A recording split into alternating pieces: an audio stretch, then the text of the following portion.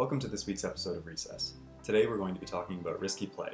You can follow along in our Recess Toolkit for Parents. Researchers in children's health have started to make a strong push towards encouraging kids to engage in risky play.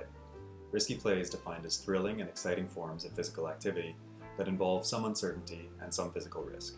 This type of play encourages kids to play on their own terms while balancing the potential for risk with fun. Research on the benefits of risky play is becoming more prevalent. Benefits for kids' health that have been identified include learning about their own limitations and body control, the development of social competence, motor function, decision-making, and problem-solving. Risky play also builds and strengthens brain function such as language, concentration, memory, and adaptability in kids. There are lots of ways kids can engage in risky play. For example, playing at heights can include climbing trees, rocks, and hills, and also includes jumping back down to the ground. Playing at high speeds might mean riding a bike, rolling down a steep hill, or canoeing. And independent exploration might include building, digging, or repurposing something for play purposes. For example, having a sword fight using sticks. Rough and tumble play is a form of risky play that's at the very heart of being a kid. It involves the whole body and is characterized by behaviours such as spinning, roughhousing, lifting, bouncing, wrestling, jumping, falling, tumbling, tickling, and chasing. It's a primitive form of play that we often see in the nature documentaries of animals in the wild. Here's some fun games to try that might get a little rough. Have a sockball fight. On laundry day, set up a paintball-style course and throw rolled up socks at one another.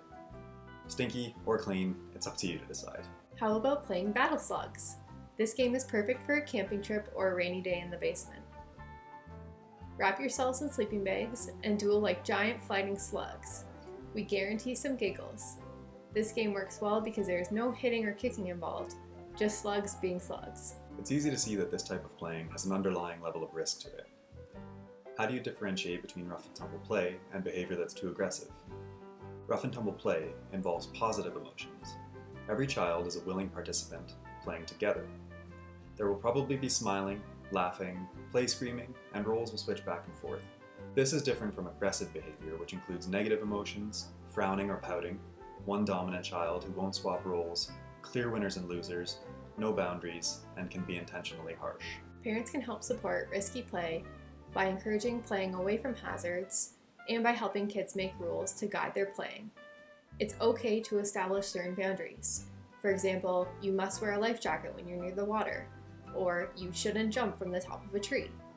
But whenever possible, try to let the kids decide for themselves what they can and can't do. You can also join in rough and tumble play with your kids. Challenge them to push themselves and help them get boundaries that encourage physical limits while still maintaining appropriate roughness. Thanks for joining us. Don't forget to check out our Recess Toolkit for Parents, and we'll see you next week.